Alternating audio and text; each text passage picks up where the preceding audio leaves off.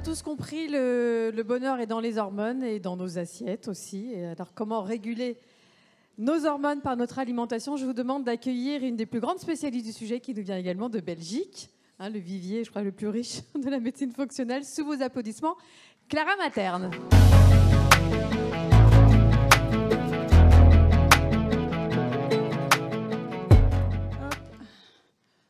Moi, ce que je voulais faire ici, c'était on sait tous bien que dans nos pratiques, on commence à parler aux patients et à lui proposer des accompagnements quand on considère que la base, qui est l'alimentation, est OK.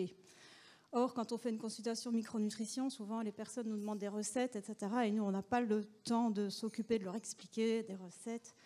Puis on ne fait pas toujours ça, parce que c'est vraiment pour moi, je pense, deux métiers différents. Soit on fait de la consultation micronutrition, soit on fait de la cuisine. Et souvent, on est passionné par l'un et par l'autre, mais en consultation, on n'a pas le temps de développer ça avec les patients.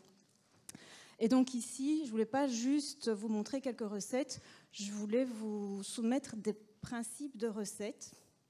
Donc l'idée, c'est pas de faire une recette comme ça de temps en temps, mais d'avoir des bases, et des bases qu'on peut proposer aux patients tous les jours. C'est-à-dire qu'on peut vraiment y donner une notion de posologie, avec ce qui est optimisable par l'alimentation, bien entendu. Donc j'ai commencé par faire des petits tableaux.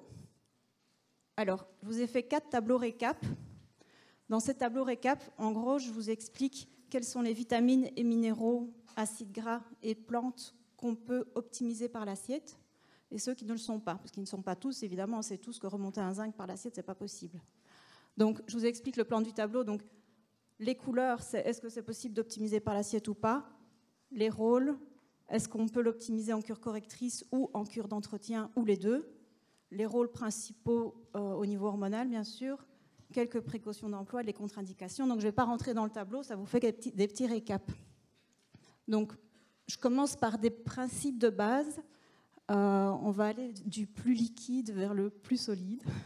Donc, je vais commencer déjà, ici, même pas par du liquide, par des gomasios, puis des vinaigrettes et des sauces.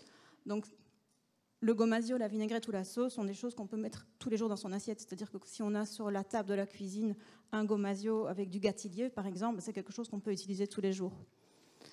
Alors, à chaque fois que j'ai parlé d'une plante, je vous ai fait une petite fiche récap sur la plante avec toutes ses propriétés, toutes ses indications. Donc ça, vous l'avez dans les polypes.